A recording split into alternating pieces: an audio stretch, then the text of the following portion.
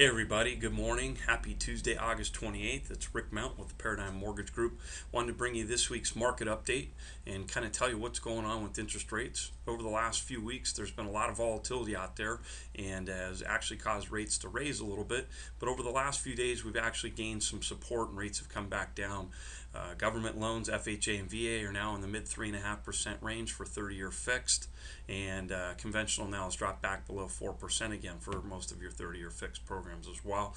I'm going to bring up a quick chart here, kind of show you what we're looking at and show you where some of the layers of technical support are.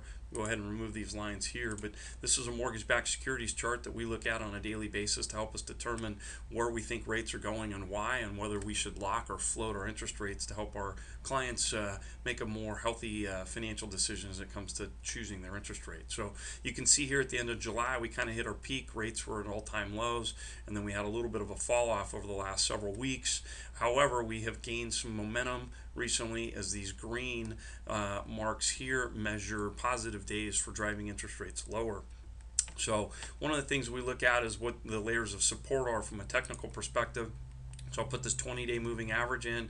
Generally, the 20-day moving average provides a good layer of support. We generally trade above that average. However, at the beginning of August, we fell below it and it becomes a ceiling resistance. The good news, folks, is that we've now climbed above it and it becomes that floor support that we're looking for again. Another very positive average that we look at is the 200-day moving average.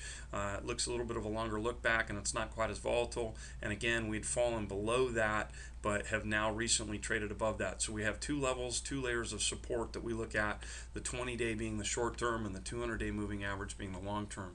So we think rates are going to continue to trade in a pretty healthy range and keep affordability low. And help the housing market. So there was some great news in regards to the real estate market that was released this morning. Case-Shiller released their home sales index, and it's showing prices covering the entire U.S. have increased 1.2% over the last year. That's the best number that we've seen recorded since September of 2010, and many of the purchases that we are involved with have had multiple offers. So if you're a buyer out there, you definitely need to make sure that your offer is very strong in a very competitive market, and we can help. We got some tricks and tools that we can show you on how to do that.